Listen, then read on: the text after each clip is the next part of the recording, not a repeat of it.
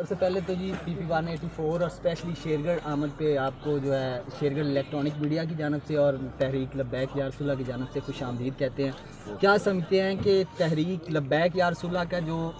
ایک ہی اس وقت مطالبہ چل رہا ہے حکومت پاکستان کے ساتھ کہ جو فرنچ ایمبیسڈر ہے اسے ملک بدر کیا جائے، حکومت کی جانب سے یہ کہا گیا، یہ ایک بہانہ پیش کیا گیا کہ ہم پارلیمانی نظام ہے تو پارلیمنٹ میں یہاں پہ جو ہے نا بل پیش کر کے اسے نکالا جائے گا۔ لاسٹ ڈیڈ لائن کے بعد 2 بل پیش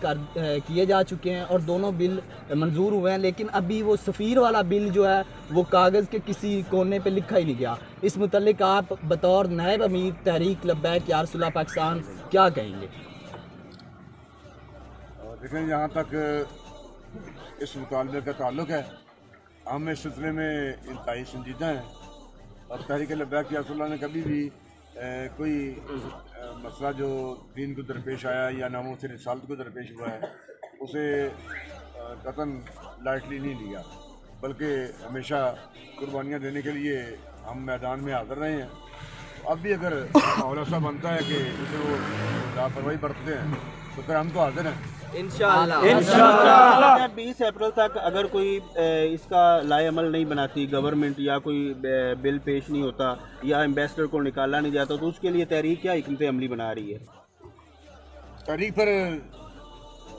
ہر طرح تیار ہے اور حد سے آگے گزرنے کے لیے بھی تیار ہے۔ تحریک کے کارکنان جو ہیں وہ دھرنا دیں گے، ریلی نکالیں گے یا جو ہے اپنا ایمبیسڈری اس کی طرف رخ کریں گے؟ تھوڑا سا ایڈ کر لیں کہ منزل فیض آباد ہوگی 20 اپریل کے بعد اگر مسئلہ حل نہیں ہوتا، یا کہ فیض آباد کے آگے جانے کا بھی کوئی پلان ہے؟ ابھی بیٹھ کر مشاورت تو نہیں ہوئی کیونکہ ابھی یہ کافی دن ہے، لیکن اس کے باوجود ہمیں جس طرح ہی کرنا پڑا ہم کریں گے۔ فیض آباد دھرنا دینا پڑا تو پھر بھی دیں گے، ملک کو جام کرنا پڑا تو پھر بھی کریں گے۔ لبیک لبیک لبیک یا رسول اللہ، لبیک لبیک لبیک یا رسول اللہ۔ تحریک کے ساتھ مذاکرات کرے یا تحریک کی طرف سے کوئی ایسی کمیٹی بنائی گئی ہے جو ان کے ساتھ مذاکرات کر کے اس کا کوئی حل نکالا جائے؟ ابھی تک کسی حکومتی نمائندے نے کوئی رابطہ کیا تحریک کے ساتھ؟ ابھی تک حکومت کی جانب سے کوئی رابطہ ہوا نہیں۔ ظاہر ہے وہ اپنی کمیٹیوں نے تشکیل دے لی ہوگی، انہیں بھی خبر ہے، اچھی طرح ان کو علم ہے کہ تحریک لبیک اس معاملے میں خاموش بھی نہیں ہے، پہلے بھی خاموش نہیں رہی اور اب بھی خاموش نہیں رہی۔ 20 اپریل کو بھی اگر مسئلہ حل نہیں ہوتا تو تحریک لبیک یا رسول اللہ اب تک جیسے پرامن رہی ہے ویسے پرامن رہے گی یا کہ کسی اور جانب تحریک کا رخ ہوگا؟ جہاں تک پرامن رہنے کا تعلق ہے وہ باقی معاملات ہیں، لیکن ناموس رسالت کا مسئلہ چونکہ جداگانہ ہے، اس سلسلے میں ہمیں جو بھی کرنا پڑا ہم کریں گے۔ آپ کیا سمجھتے ہیں اگر 20 اپریل سے پہلے حکومت پورے ملک میں یا پنجاب میں لاک ڈاؤن کر دیتی ہے کورونا کو لے کے، تو اس کے بعد جو ہے تحریک کی جو حکمت عملی ہے وہ 20 اپریل کو لے کے کیا ہوگی؟ لاک ڈاؤن کا جو تعلق ہے وہ ناموس رسالت کے سامنے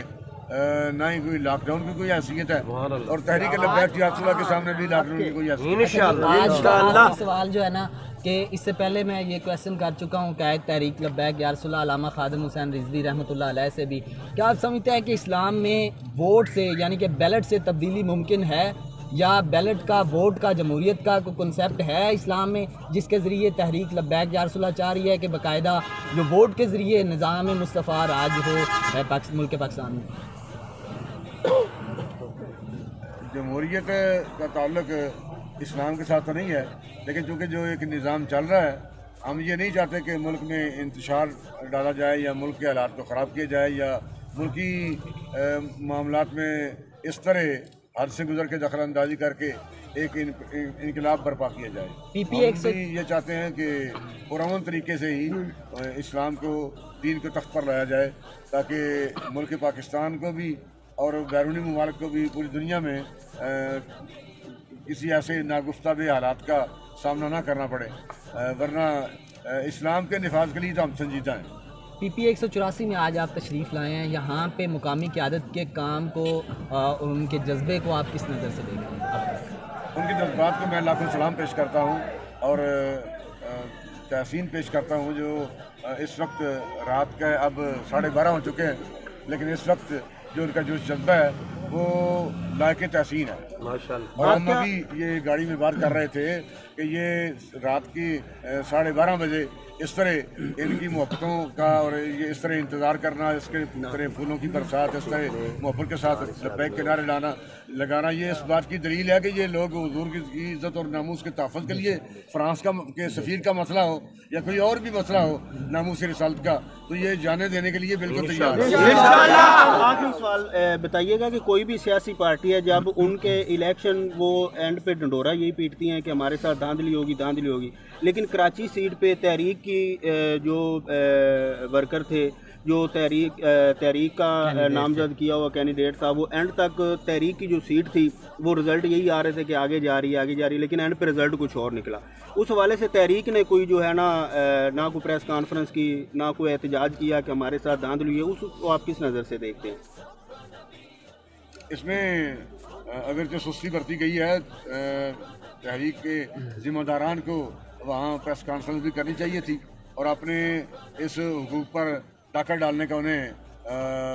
सरेआम इजहार करना चाहिए था। हालांकि मुल्क पाकिस्तान में आपके सामने है, पूरी कौम के सामने है जो हालात चल रहे हैं। ये जहाँ तक दीन का ताल्लुक है उसके खिलाफ ये सारी पार्टियाँ एक हैं, चाहे वो नून लीग हो या पीटीआई हो या काफ लीग हो या पीपल पार्टी हो, क्योंकि इनका एजेंडा ही मगरब से आता है। उस एजेंडे की तकमील के लिए ये काम करती हैं और मुल्क पाकिस्तान में सारी सियासी पार्टियों के मुखालिफ एक ही तहरीक है जिसका नाम तहरीक लब्बैक पाकिस्तान है, वो ही सिर्फ और सिर्फ दीन के एजेंडे पर काम कर रहा है। एक दरख्वास्त है कि हमारे लिए दुआ करें कि इस प्लेटफॉर्म से अल्लाह पाक हमें इस्तकामत दे कि नमूस रिसालत और ख़त्म नबूवत के हवाले से अपनी खुदमात में अल्लाह ताला अपने हबीब करम के खैरात आपको